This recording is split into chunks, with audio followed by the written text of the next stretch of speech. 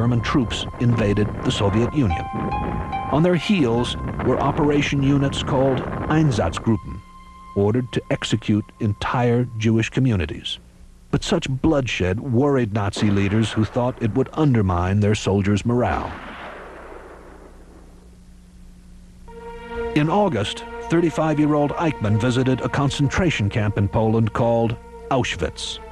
He discussed with the camp's commandant the possibility of gassing Jews there on a regular basis. By October 1941, this mechanism was put into place, and Hitler suspended all Jewish emigration. Eichmann, now an Obersturmbannführer, or lieutenant colonel, was told by his superior to organize a meeting in the Berlin suburb of Wannsee to iron out the details of this so-called final solution. The conference was set for January 20th, 1942. Eichmann makes up the list of invitees. Eichmann sends out the invitations.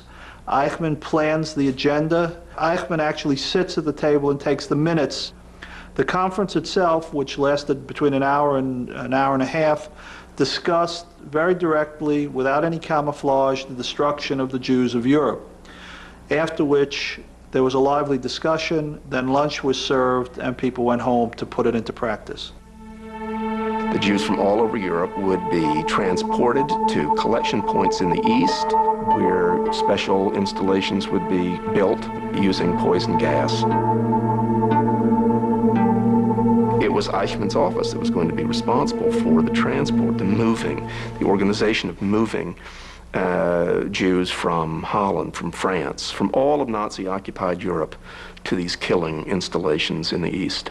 In each new country occupied by the Nazis, Eichmann ordered the Jews into either ghettos or internment camps near railway stations, demanded that Jewish leaders give him lists of Jews to be deported, and then arranged the trains to roll to the death camps. Jews were stuffed, literally stuffed, into the deportation trains. The doors were bolted. The goal was to get as many as 100 Jews into each and every one of these cars.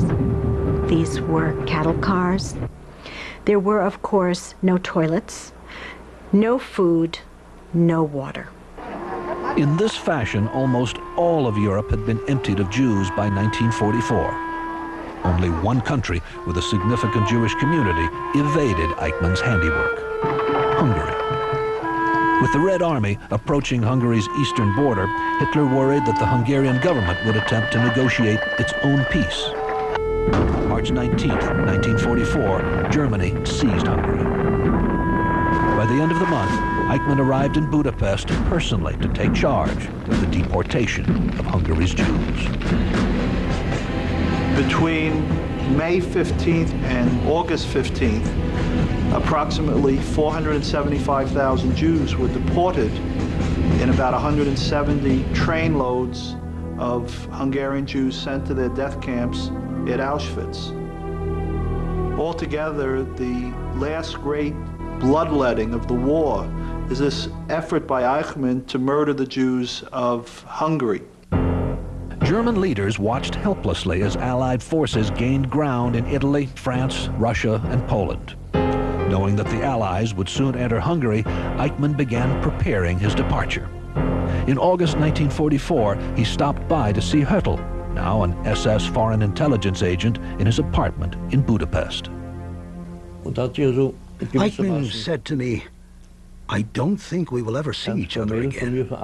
I'm not sure I have a chance because I know that I am considered a high-ranking war criminal and it's unlikely I will ever survive."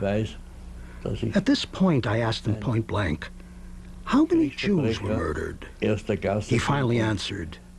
He said, "Well, about 6 million. 4 million were killed in the extermination camps, and 2 million were killed by the Einsatzgruppen and by disease and so on." Regarding the numbers from the Einsatzgruppen, every night after they would finish their murderous activities in Russia, would telegraph back home the number of victims that they had created during the day. With regard to the death camps, they knew how many people were deported on trains. They knew how many people had arrived in Auschwitz and the daily tallies that went into the gas chambers. That's one thing the Nazis did, was keep quite meticulous records. These records would detail Eichmann's crimes to the Allies when Christmas 1944 were only 2 weeks from occupying Budapest. Eichmann hurried back to Berlin. 3 months later, Allied forces would enter Germany, and Eichmann would begin running for his life. May 2nd, 1945, both Berlin and the Nazi hierarchy were in ruins. Hitler had just committed suicide 2 days earlier, and the day before that, he had stripped Himmler of his rank for attempting to negotiate a separate peace with the Allies. The only person left to give Eichmann orders was Ernst Kaltenbrunner, who had originally recruited Eichmann to the SS in 1932 and had been his boss since 1943. Eichmann visited Kaltenbrunner at his mansion in Alt-Aussee, Austria. Hüttel was there when Eichmann arrived.